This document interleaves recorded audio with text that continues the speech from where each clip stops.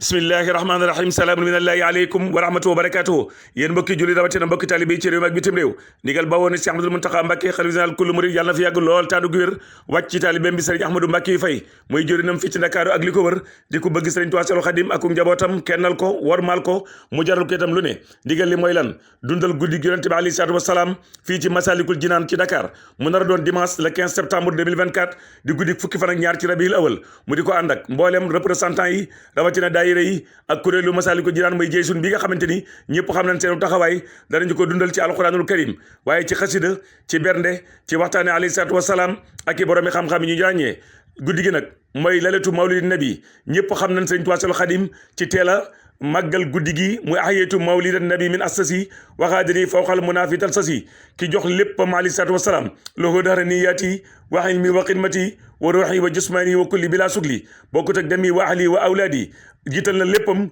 njëkkaay doomam ay taalibeem la jiital nafsi wa diini suma ahli wal walad door a ñëw maqaamaatu xayril xalqi an xayri rabbihi muqayyabatun fal taxra an suratu najmi boo bëggee xam kan mooy alayhi salaatu wasalaam demal ci suratu najmi Sëriñ Ahmadou Mbacké Faye di ci woo mbooleem jullit yëpp nag mbooleem taalibe yi mbokk yi xarit yi soppe yi wëlëre yi andi jàmm yi ñu gunge ko ci ndigal li nga xam ne sëriñ bi jox na ko muy màggal guddi Yonent bi alayhi salaatu wasalaam fii ci Masalikul Jinaan mbokk yi Sëriñ Ahmadou Mbacké Faye mi ngi woo ñëpp bàyyiwul kenn da ngeen ko ànd ak jës bu mawaahibu muqaddimaat ñetti naari góor yi nga xam ne Sëriñ Tuubaa def na ko te ñu di ko màggal ci guddi Yonent alayhi salaatu wasalaam ñu bari di ko jàng ba nag boole ko li nga xam ne mooy barsan jiw bi yendoo ko fanaane ko ànd ko kuréelu Masalikul Jinaan imaam yi ak ñi nga xam ne ñooy def albayaan ci biir jumaa ji bilaal yi ak daara yi nga xamante ni ñooy taxawu biir jumaa ji ci wàllu setal ak lépp luy toppatoo kon Sëriñ Ahmadou Mbacké Faye mi ngi woo ñëpp ci bis bi ginnaaw bi mu ci amee ndigal kon bis baa ngoog mu nar a doon dimanche le 15 septembre 2024 fii ci Masalikul Jinaan